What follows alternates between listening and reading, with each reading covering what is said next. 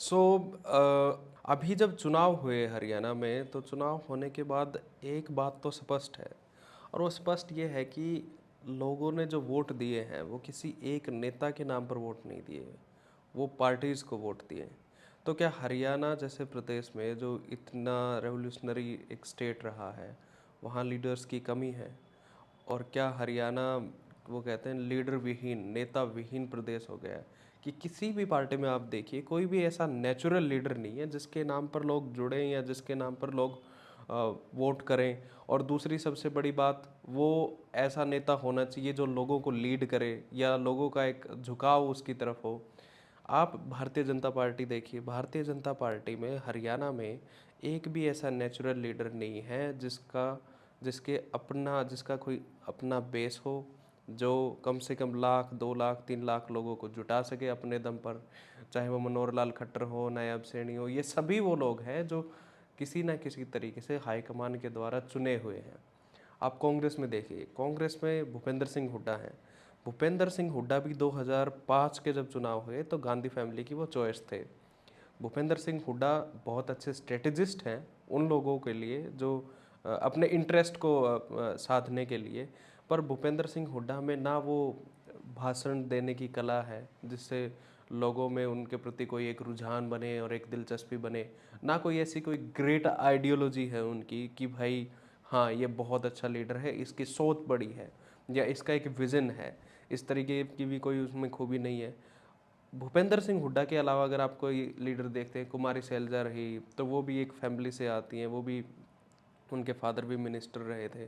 पर उन्होंने भी अभी तक जितनी राजनीति करी है वो लोगों की राजनीति ना करके दिल्ली की राजनीति ज़्यादा है। रणदीप सुरजेवाला स्टूडियो में बैठ के बहुत अच्छी बातें कह सकते हैं। आप चौधरी बीरेंद्र सिंह को देखिए, चौधरी बीरेंद्र सिंह के साथ में ये है कि वो लोगों की बात तो करते हैं, पर वो भी एक तरीके से इतने बड़े लीडर नहीं बन पाए जितना बड़ा लीडर उनको बनना चाहिए था। इसके अलावा अगर हम देखा जाए कि ऐसा है क्यों कि आज के प्रेजेंट टाइम में एक भी ऐसा नेता हरियाणा में नहीं है जिसके प्रति लोगों का कोई तगड़ा रुझान हो, दिलचस्पी हो। अगर आप चौटाला को याद करें, ओम प्रकाश चौटाला चलो एक लीडर थे, पर उनका वक्त चला गया है। उनकी फैमिली में इतने डिस्प्यूट हैं, आपको खुद को पता है कि वो 2 पार्टीज़ बन चुकी हैं। और 2 पार्टी बनने के बाद भी वो जो उनके चौटाला के जो डिसेंडेंट्स हैं, मतलब जो घर के बच्चे हैं, अजय चौटाला, अभय चौटाला के बच्चे हैं, या अजय चौटाला और अभय चौटाला खुद अपनी अपनी पार्टियां रन कर रहे हैं, उनमें भी वो कहते हैं कि वो बात नहीं रही जो पहले एक ज़माने में देवीलाल के प्रति लोगों में एक दिलचस्पी थी। तो ऐसा हो क्यों रहा है? अगर हम एक बात और देखें कि हरियाणा में लीडर आए कहाँ से थे। जब आप ये देखिए कि स्टार्टिंग हम हरियाणा की देखते हैं 1966 में जब हरियाणा बना, तो जब पंजाब में रेवोल्यूशन हो रहा था कि इस अम्बाला डिवीज़न वाले एरिया को, ईस्टर्न पंजाब को एक नया स्टेट बनाया जाए, उस वक्त जब नया स्टेट बना तो जिन लोगों ने रेवोल्यूशन किया था हरियाणा के लिए, वो लोग आए और वो लोग हरियाणा के लीडर्स बने, जिनमें चौधरी देवीलाल थे, चौधरी बलदेव सिंह थे, और फिर आम घरों के बच्चे इन द सेंस कि आम घरों के लोग भी धीरे धीरे राजनीति में आना शुरू हुए, और उन्होंने भी अपनी लीडरशिप कायम करी। इसमें आप भजन लाल देख सकते हैं, इसमें आप बंसी लाल देख सकते हैं। वो बिल्कुल कॉमन फैमिली से थे, उनका कॉमन बैकग्राउंड था। पर जैसे बंसीलाल को काफ़ी अच्छा सपोर्ट मिला, वो राज्यसभा गए, और राज्यसभा जाने के बाद आप ये देखिए कि गुलजारी लाल नंदा की मदद से वो चीफ मिनिस्टर बने। जब वो चीफ मिनिस्टर बने, तब तक भी अगर आप बंसीलाल को देखते हैं और उनको आप जज करेंगे तो आप पाएंगे कि वो एक बहुत एबल एडमिनिस्ट्रेटर हैं। वो एक ऐसे लीडर नहीं है जिनका एक्सेस बहुत ज़्यादा हो लोगों के लिए। वो एक ऐसे लीडर नहीं है जिनके प्रति लोगों का बहुत ज़्यादा रुझान है और उनके साथ बैठ के बात कर सकते हैं, या उनका हाथ पकड़ के काम करवा सकते हैं, या उनकी बात, लोगों की बात 10 या 15 मिनट तक बंसीलाल सुन सकते हैं। ऐसा कभी नहीं था। वो अपने तरीके से काम करते थे, अपने तरीके से काम करते थे। हालांकि उन्होंने बहुत अच्छे काम करे हरियाणा के लिए, पर एक लीडरशिप क्वालिटी की मैं बात कर रहा हूँ तो वो भी लैक करते थे। देवीलाल में थी ये क्वालिटीज़। वो आम आदमी की बात करते थे, वो सड़क पे रह के आंदोलन की बात करते थे, किसान मजदूर की बात करते थे।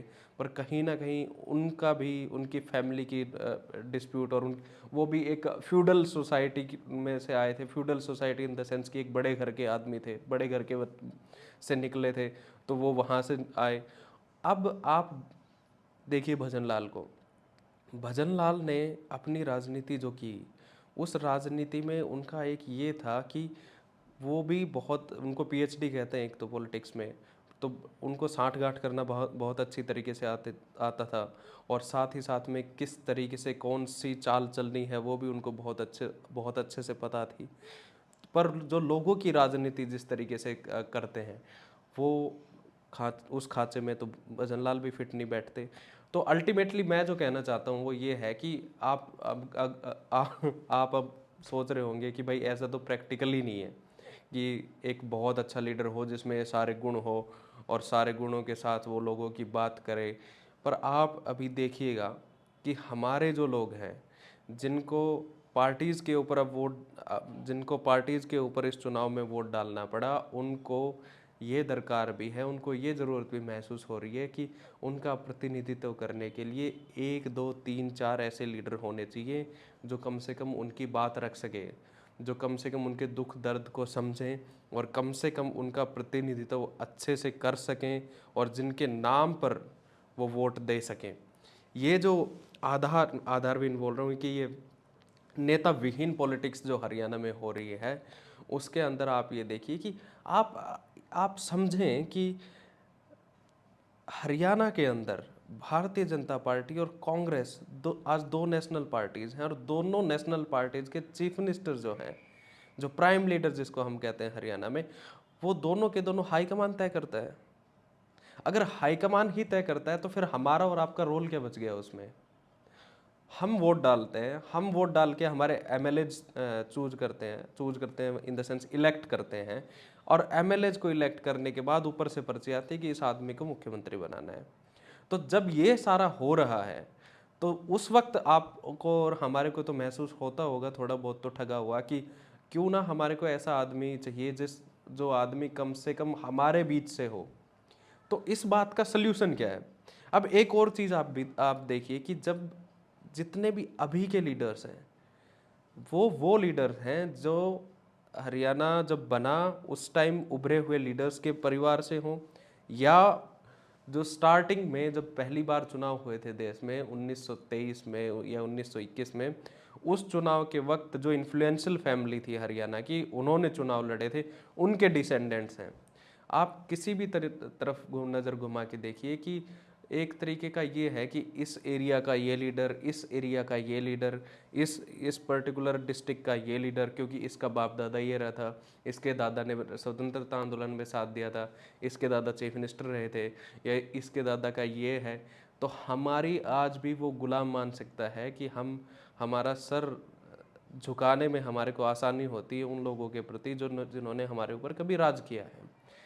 अब अगर आप देखेंगे कि एक आम घर का बच्चा लीडरशिप क्वालिटी जिसमें हो और वो लीडर बनने की कोशिश करे, तो हम उसे एक्सेप्ट क्यों नहीं करते हैं?